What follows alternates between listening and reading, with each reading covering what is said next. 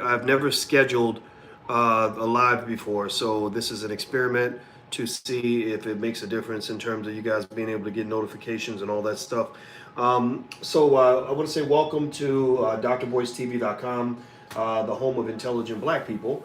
And I want to let you guys know what's going on. I finished up my Game of Thrones episode. I don't know if anybody else watched the premiere Game of Thrones, but I was watching it tonight, and I had a thought. I had some stuff I wanted to talk about that was kind of inspiring me today. Because I'm always looking at what's happening in the black community and what we can do to do things better. And so let's see here. Cedric says not yet.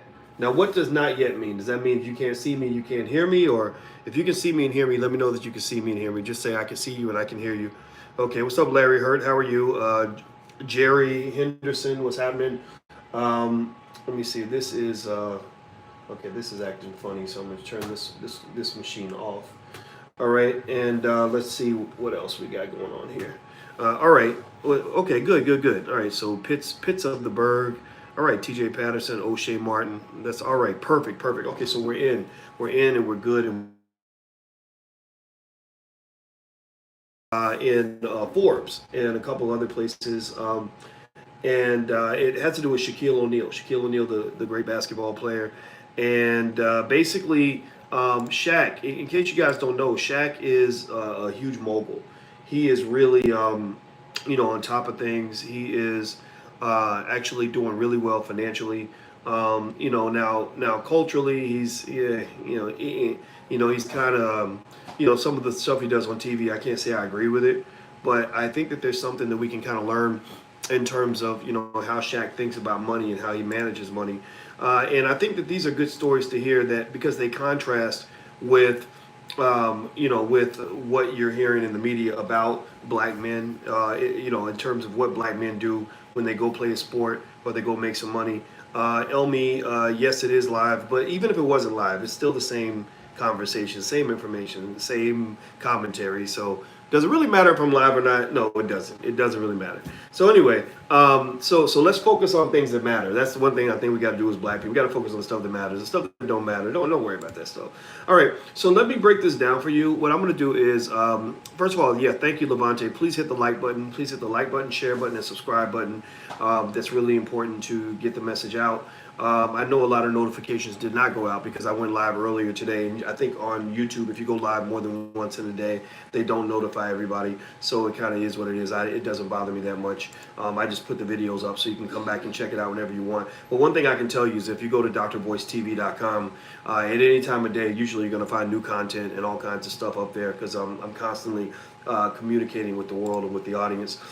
So here's what I want to kind of talk to you guys about. I don't know if you guys know, Shaquille O'Neal is actually worth about $400 million. That's about his net worth, but it's probably approaching $500 million. Shaq has always, he was a great basketball player, one of the most unstoppable players in the history of the NBA. But his outcome is interesting to me because you can contrast him with Antoine Walker. Antoine Walker started playing in the NBA, at the same time that Shaq did. So the question is, why did Antoine Walker go to, to the NBA, make a bunch of money just like Shaq, and end up broke? He spent $110 million and lost everything. So why did one guy go to the NBA and end up broke, and the other guy went to the same NBA and ended up walking away, very wealthy? Well, it all comes down to mindset. It all comes down to how your brain works. It all comes down to the choices you make. And Antoine Walker made bad choices like gambling and things like that, just pretty much wasting money. And so, one of the things that I think that black people kind of have to talk about is this reality that you're not going to hear very often because it's not politically correct. It sounds like you're victim blaming and all this, but people don't understand that the choices you make, the way you think, has a huge impact on your financial outcomes.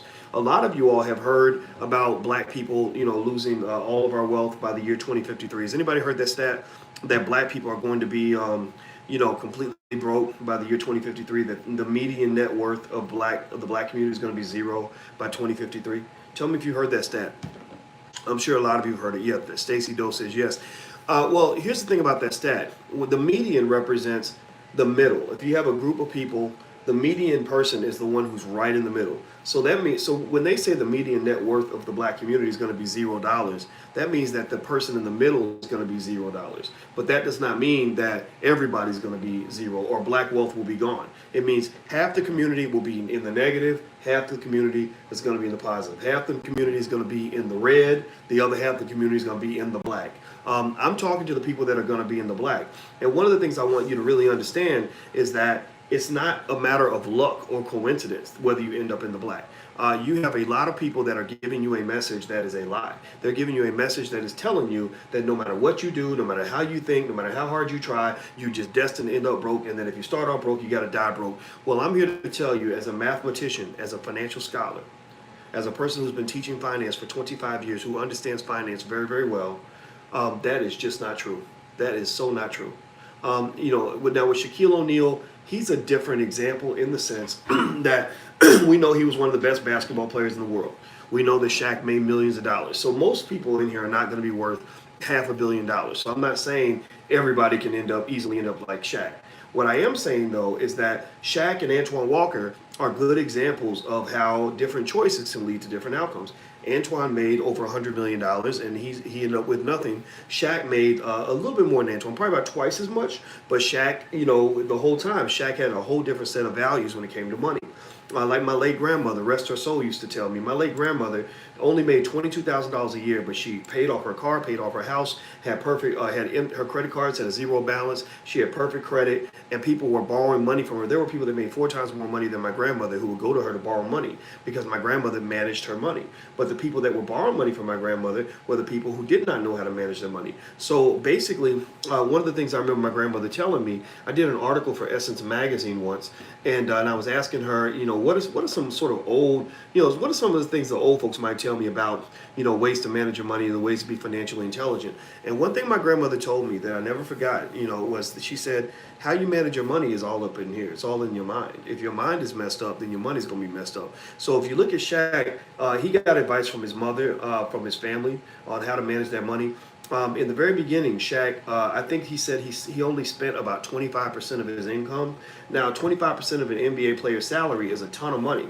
But a lot of guys go in and they don't see themselves for what they are. They don't realize that they've got enough money to be a one-man corporation.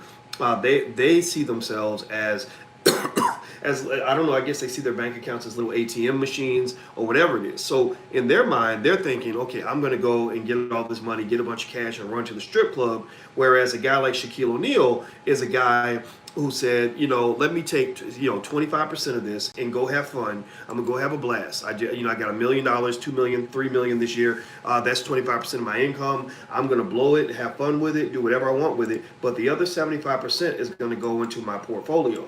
So because of that, what that did was that positioned Shaq to be in a very good financial position long term. If you look at one thing that people don't know about Shaq, for example, is that Shaq actually owns 155 Five Guys franchises. Did you know that? Did you know that Shaq owns 155 Five Guys franchise? I mean, that's a lot of franchises. That's a lot of investing. That's a lot of ownership. And then that doesn't include most of the stuff that he owns. He owns a bunch of other restaurants and all kinds of stuff. And he one of the other big financial moves that he made is that he invested in Google back when Google stock was super, super cheap.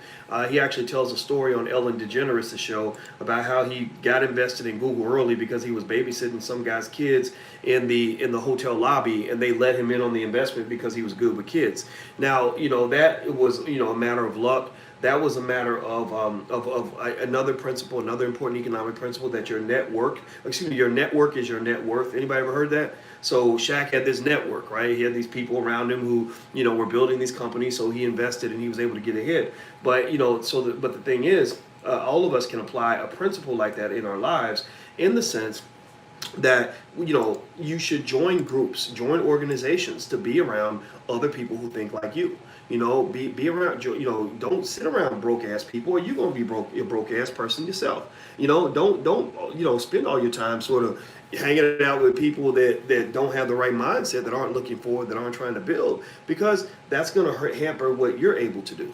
So Shaq, just by being in the right space, was able to put his money in the right place. There was I was talking to a kid not too long ago who goes to like a private school, and he's one of the few black kids in the school. And I said, well, you know that the founders of a couple of major corporations went to that school. You know, the major .coms went to that school, and they started these companies when they were really young. I said, so you're going to be around people who are going to start, you know, multi-billion-dollar companies. So I said, make friends with everybody. You know, just be cool with everybody. Be a good guy.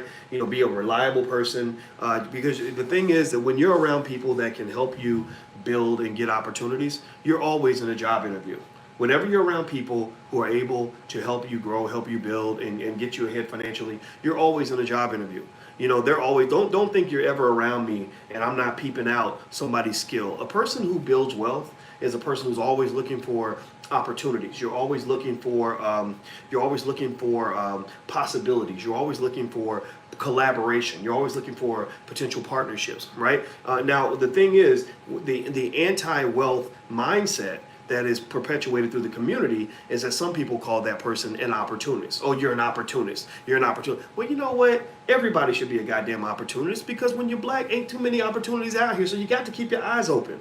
You got to keep your eyes open for opportunity. Why would you not be an opportunist? Not in the negative sense, not to the point where you use people and manipulate people. I'm not talking about that, but I'm talking about, why wouldn't you want to be looking for avenues and ways to get ahead for your family? Why would that not be one of the most important things in your life? A hunter is always on the hunt.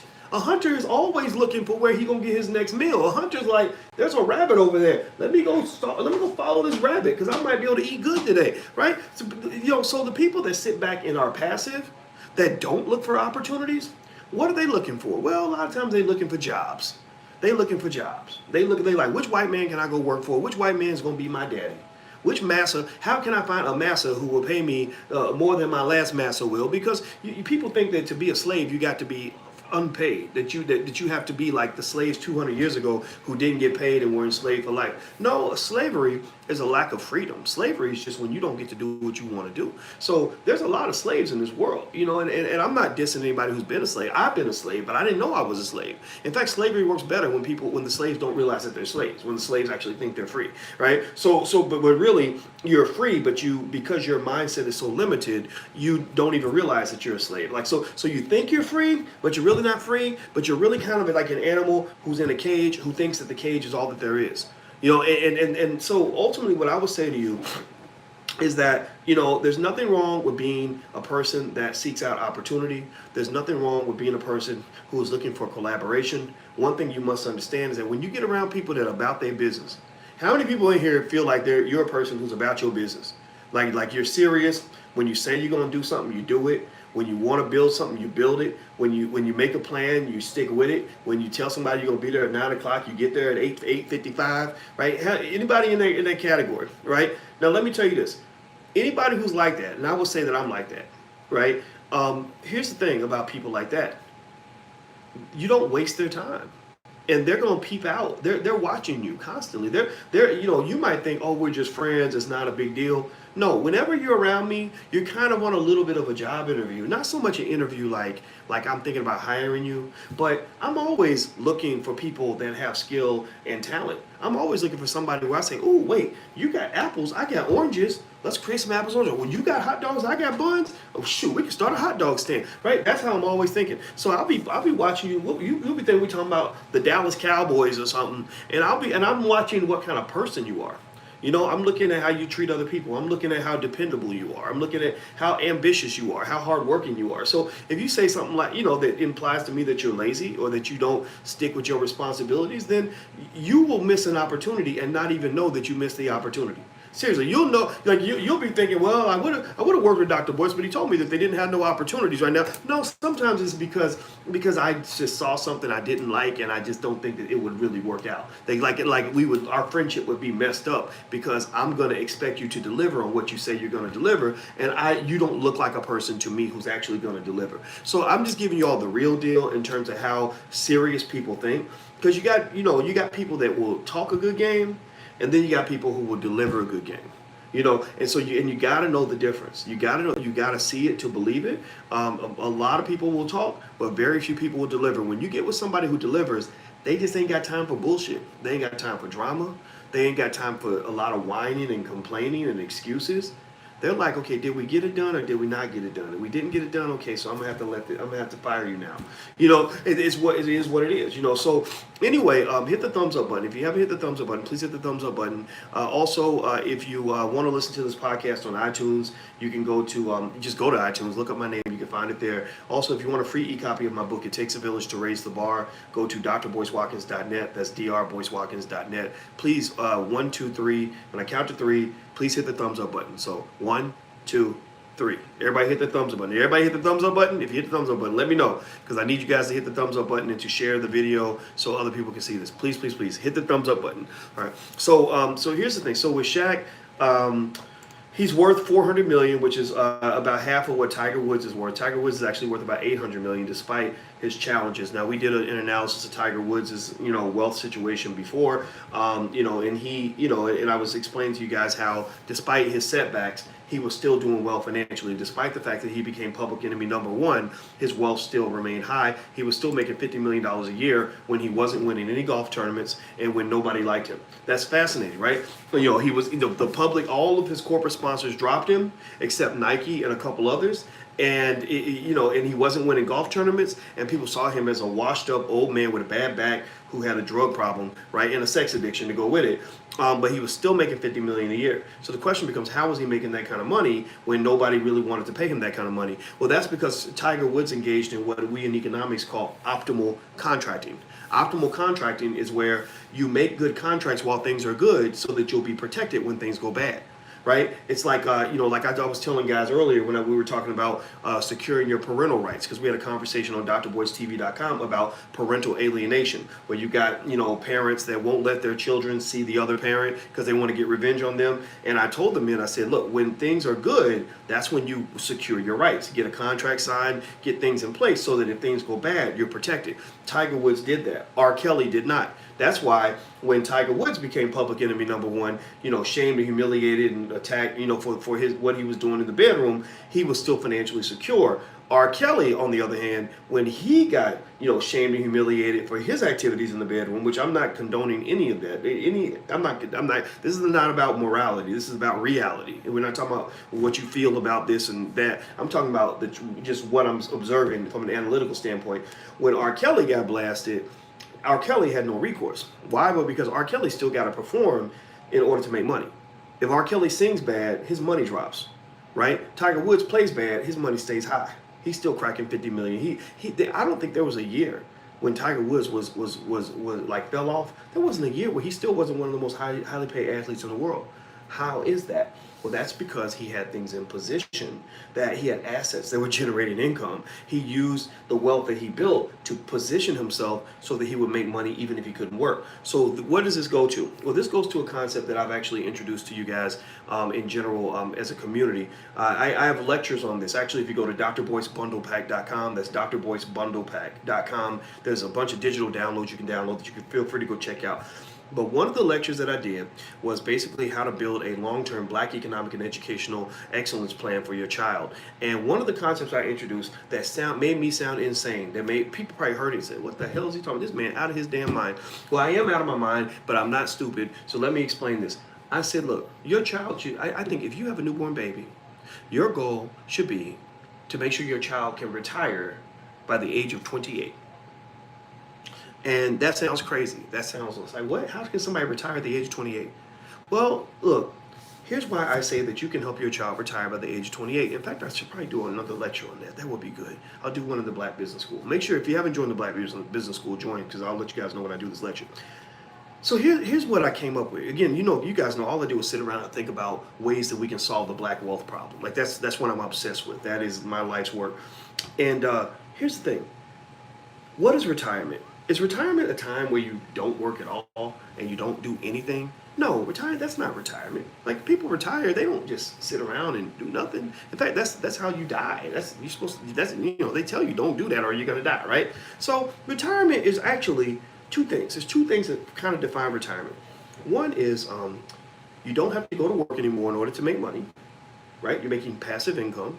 And two, if you do something, you're doing what you want to do, not what other people are telling you to do.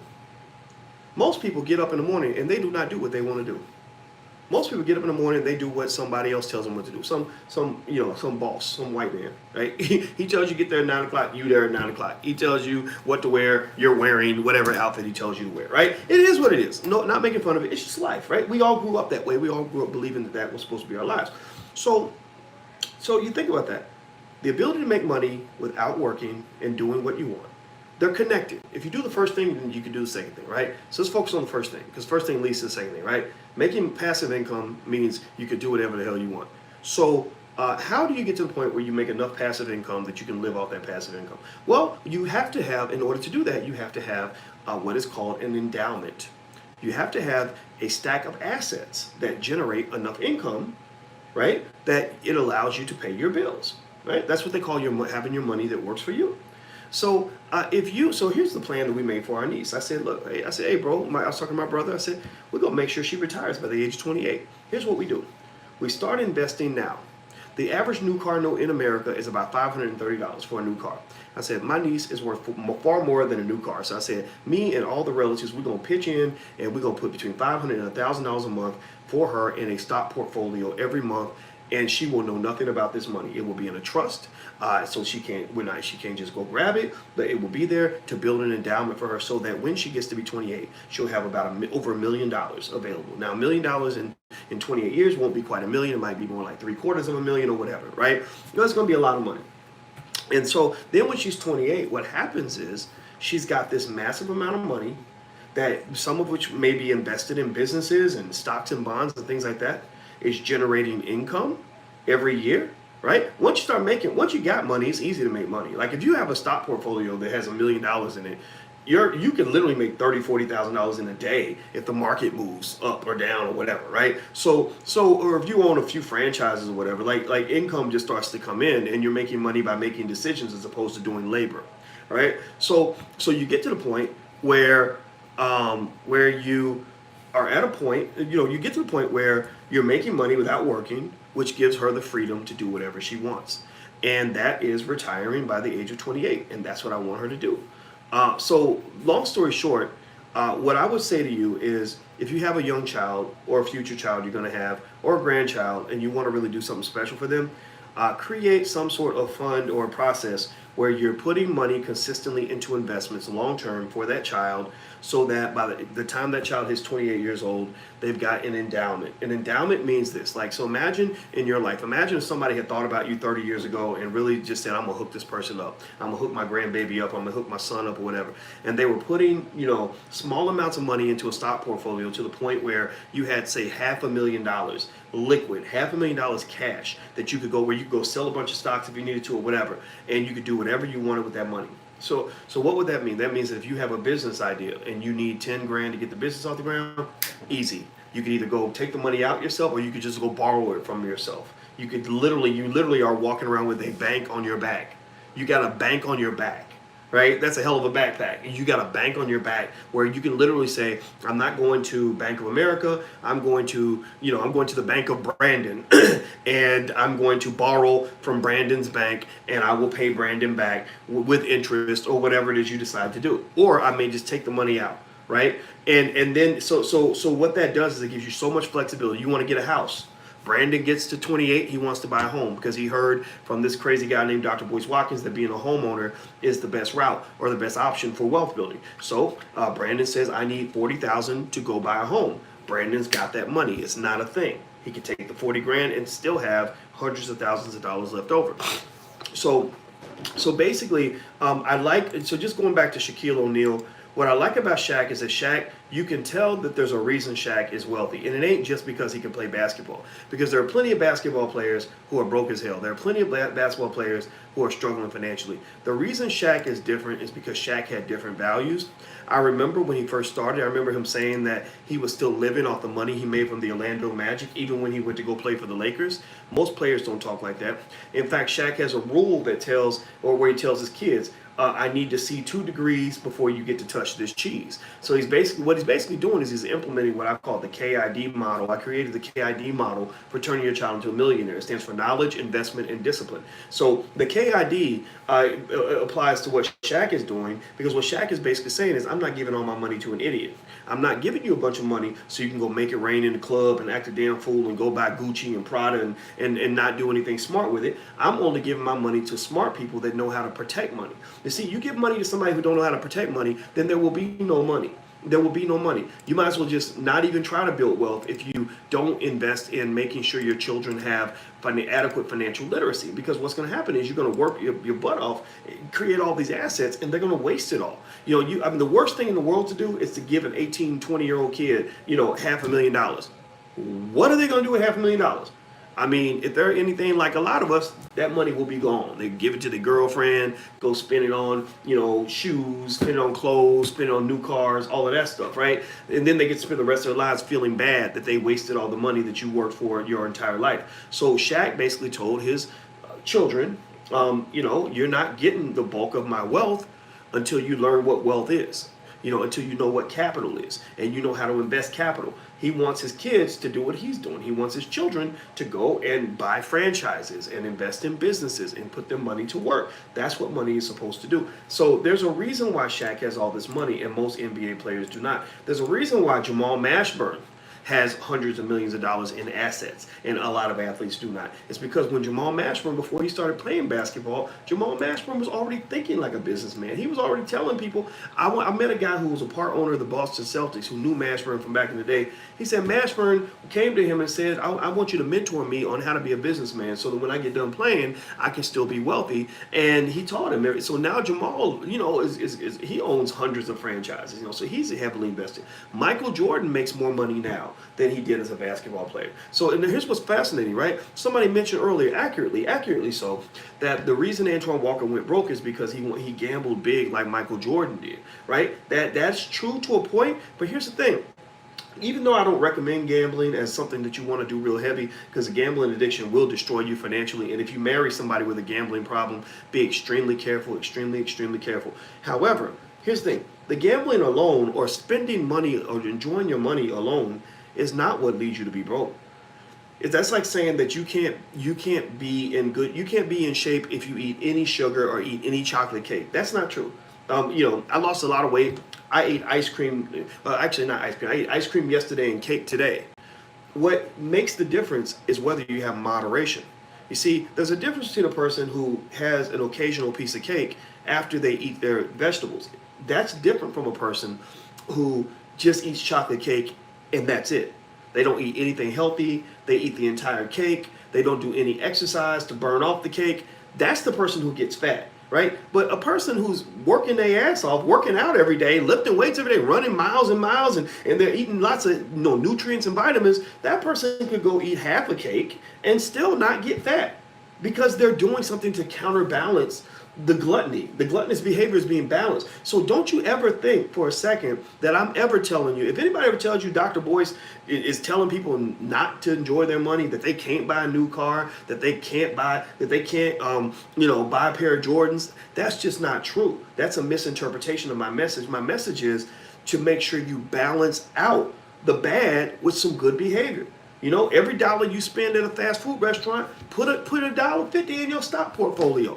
Every dollar you spend on Nike sneakers, spend a couple dollars on Nike stock, right? Every penny you spend buying a new car, put the same amount of money into long-term investments. If you do that, then what will happen is your wealth will grow and you'll also enjoy your money. Life is meant to be enjoyed. Like I didn't show up. I thought about one day being a little obnoxious and doing like a little episode of MTV Cribs and show you guys like the new basement. I'm so proud of our basement. It's a big basement. It's like 2,000 square feet, and I was proud of it because it wasn't finished. We got it finished, and it took us a year to get this thing finished.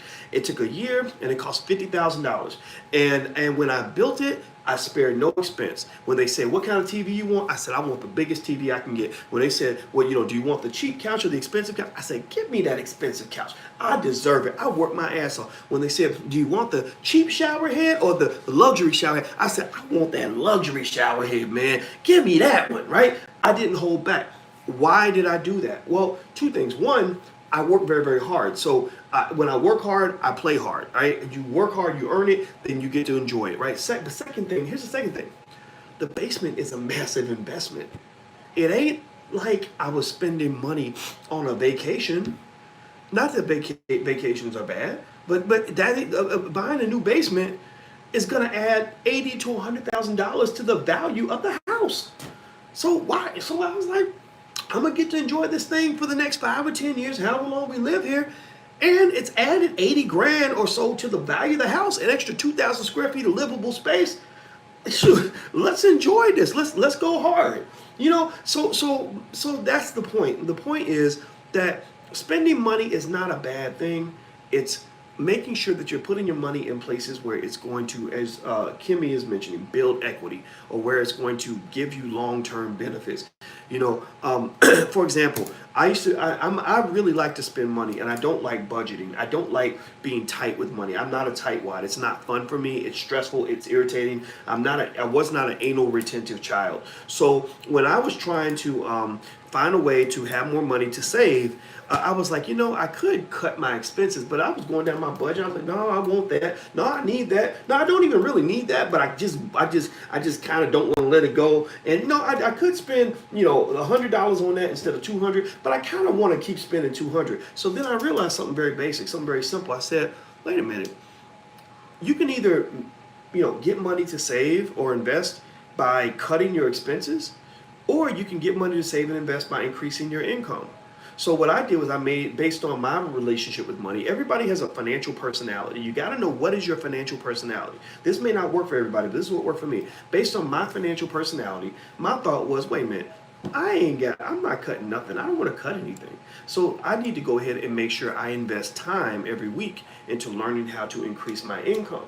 Because if I could just increase my income by $1,000 a month, then that's my savings money. I don't have to change my budget at all. I don't have to cut anything, right? So basically it's a matter of thinking creatively about these things and being different. You got to be different from the rest of the black community. I'm not telling you that black people are just bad with money, but black people are just bad with money. It don't mean that white people haven't stolen from us, but sometimes they steal. It's easier for them to steal from us because we are bad with money. We're just not good with money, not because we just chose to be bad with money, but because sometimes we choose to be bad with money. Or not, but at the same time, we were taught these things, white supremacy, all this, stolen wealth, propaganda, bad education. All of that applies. All of that applies. But sometimes it's easy to fool somebody when they want to be the damn fool. So I'm talking to black people in here right now. Tell me, yes or no, do you want to keep being the fool where they can keep fooling you? Because it's easy to fool the fool, but it's not so easy to fool the smart person. My thought is, if they're going to trick you out of your money, at least make it hard for them. Tell me if I'm lying. Tell me if am I telling the truth or am I telling the truth? Are there not black people that make it easy for white people to steal from us?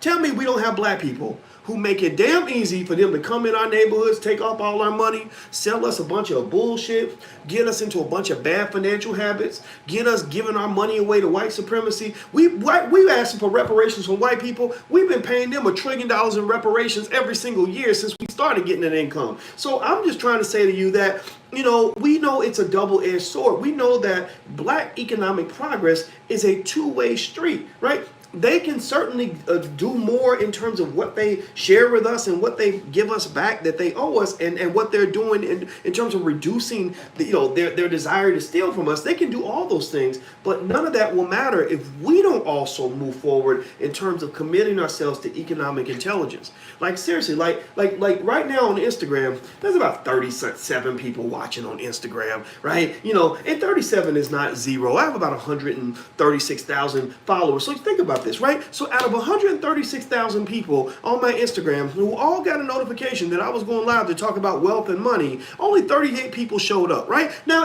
pay attention. Now think about this. What if I was a rapper? What if I was some ignorant ass rapper who went to the second grade with gold teeth and shit, diamonds all up in my grill, talking about how many women I fucked last night? Do you think that number would be 37 in my Instagram, or do you think it would be higher? Do you think it would be maybe like 200, 3,000, 45,000? Like it would be much higher, right? Because I looked at Kodak Black. Anybody know Kodak Black? Kodak Black is like this really ugly, really stupid, idiotic retarded son of a bitch, right? He's this rapper that's just literally like straight out the goddamn gutter. Like he's just a piece of shit. I saw Kodak Black doing a live stream. Kodak Black had 8,246 people watching the live stream because they wanted to hear whatever this ignorant son of a bitch had to say that day. And my thought is maybe Kodak Black is secretly just a wise man. Maybe he's saying something that's going to improve people's lives. But you know, Kodak Black, if you know about Kodak Black, you know that he's not the kind of guy that's exactly going to feed black people anything that's going to make us better. He's going to feed you a bunch of poison that will make you about as fucked up as he is, right? So the question you must ask yourself, black people, we got to really ask ourselves these hard questions. We don't want to do it because people get mad and they think you're acting like a Republican, and that's bullshit.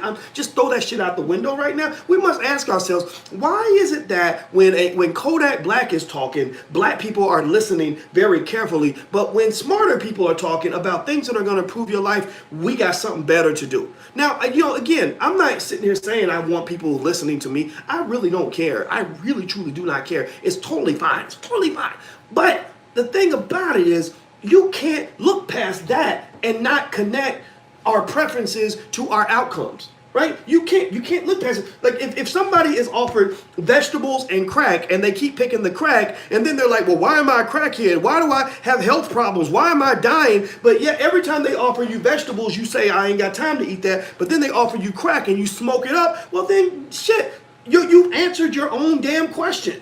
So for black people, if we don't embrace intelligence, if we don't embrace positivity, if we don't embrace empowerment, if we don't embrace wealth-related concepts, then why would you expect to be anything other than poor? Whenever somebody talks about wealth building, you walk out the room. So why would you think that you would ever be wealthy? Why would you think, seriously, I mean, seriously, like if every time somebody talked about exercise and eating healthy, I didn't want to listen, then why would I expect to be in shape and healthy? I would be obese. Right? So that's it. That's what I'm saying, is that we have been trained by somebody somewhere at some point to really embrace ignorance and psychological poison, and that's why we are poisoned as a people, and that's why our wealth is going to go to zero. Again, you know, I'm not saying the white man's off the hook. I never say that. Right? But one thing I will not do is I will not tolerate people who hear a message like that, and because they don't want to accept the accountability for what happens in our community, they want to dismiss messages that are not comfortable. The comfortable message is, you can't do nothing about it. It's all the white man's fault. No matter how hard you work, you're going to end up broke. You know, you can't do it without government help. You know, that's the Negro naysayers message. Y'all know what I'm talking about. Y'all know who the Negro naysayers are. And that's the easy message, because it takes all accountability off of our backs. And I'm just saying, I think that we benefit when we take the accountability on and we put it on our backs and we say, you know what? We do know that even though there is racism's real. We know white supremacy is real. We know that exploitation is real. We know all these things are real. There are basic things that we can do in our families that will make us better. So here's the thing. Here's what I'm going to tell you right now. Right now. I don't know how white people are going to change the laws. I don't know that. I don't know if white people are going to pay us reparations. I hope that they do. I don't know if Donald Trump's going to be president for 1 term, 2 terms, or make himself king where he's president for the next 50 years. I don't know those. I don't know which white person they're going to put in office after Donald Trump. I don't know these things. But here's what I do know. Here's what I know.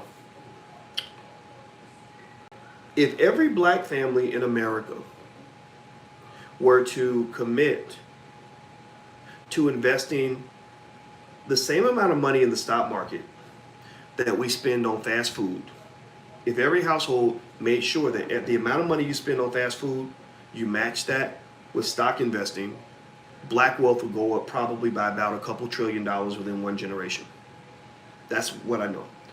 I also know that if every black child in America were taught to start a business by the age of 12, and really drilled and became as good at running businesses as we are at dribbling basketballs and throwing footballs, we would accumulate an amount of wealth that would probably dwarf any amount that white people will ever be willing to pay us in reparations. Does not mean we don't deserve reparations, does not mean you shouldn't fight for it, but it does mean that's the little check.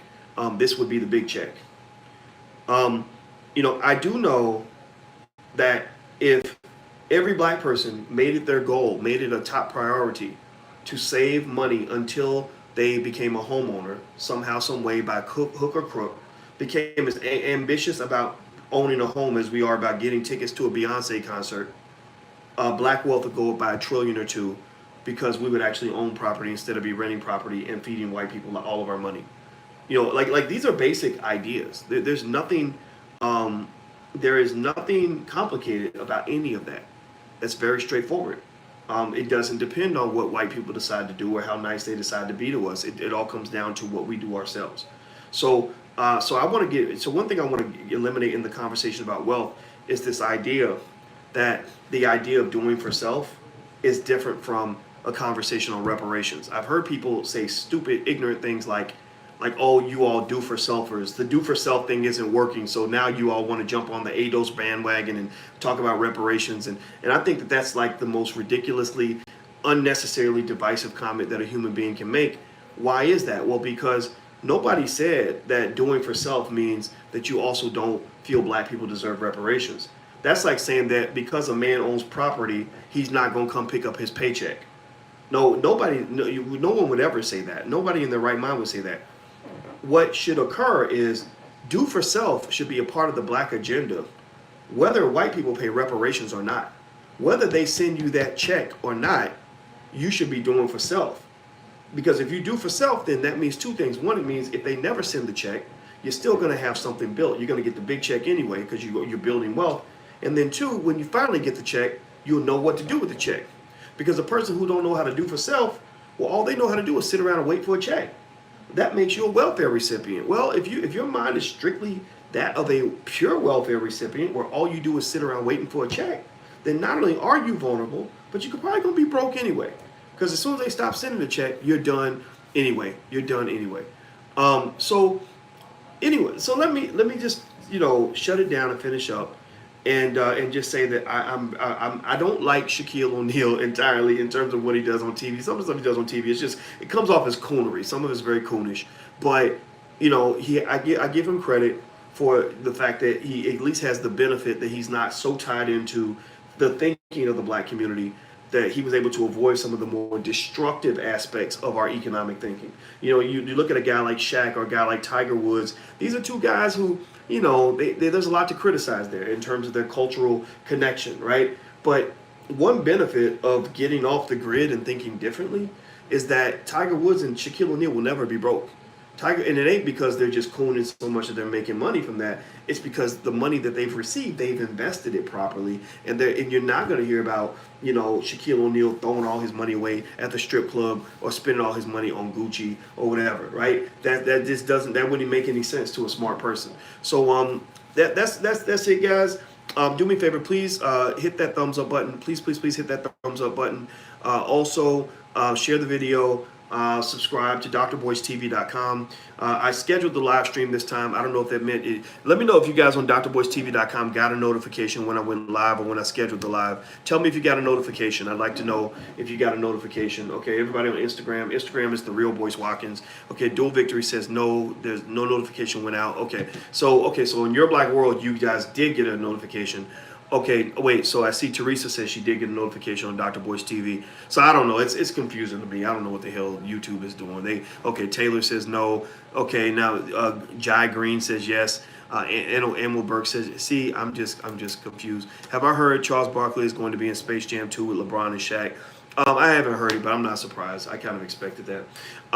Okay, so one other thing too, if you want to actually jump into that basic wealth building class that I mentioned to you guys before at blackmoney101.com, we did have a special on it, and I don't believe that it's completely shut down yet, but we're about to shut that down in an hour or so. But if you want to join Black Money 101, which covers a lot of different curriculum and material on the basics of wealth building, feel free to go to blackmoney101.com and you can use the discount code 70 off podcast. It's one word, not three words. The number 70 off podcast. So go to blackmoney101.com. 70 off podcast is the discount code. The code will be shut down actually right after in about 30 to 60 minutes. And it's got the rules of economic self-defense, 7 ways to become financially fit in 10 minutes or less, PowerPoint presentations on the basics of building wealth, understanding of asset allocation, how to start your own business, effective communication in business, how to write business plans, how to use video to build your brand. There's a long list of the $500,000 Happy Meal, which explains how you can take the money from a Happy Meal and grow that into $500,000 just mathematically. This is not speculation, this is all mathematics. So there's a lot of really good stuff in here, and then when you get done you can actually get a certificate out of the Black Business School. So feel free to go to blackmoney101.com. that's blackmoney101.com. The code is 70 off podcast. That's one word, 70 off podcast, the number 70 OFF podcast. So because you're in the podcast, you can get the 70% off. The sale's pretty much technically over, but since you guys are here listening to me now, you guys can still use it because we haven't shut it down just yet, but we're going to shut it down tonight. Okay, guys, so I'm out of here. Take care and have a great day, and thank you guys for bearing with me and hanging out with me in this conversation. I appreciate you very much, and I'm going to see if I can shut this thing off. I don't even know how to shut off the live stream, but I'll figure it out. All right, talk to you guys soon. Bye-bye. Peace.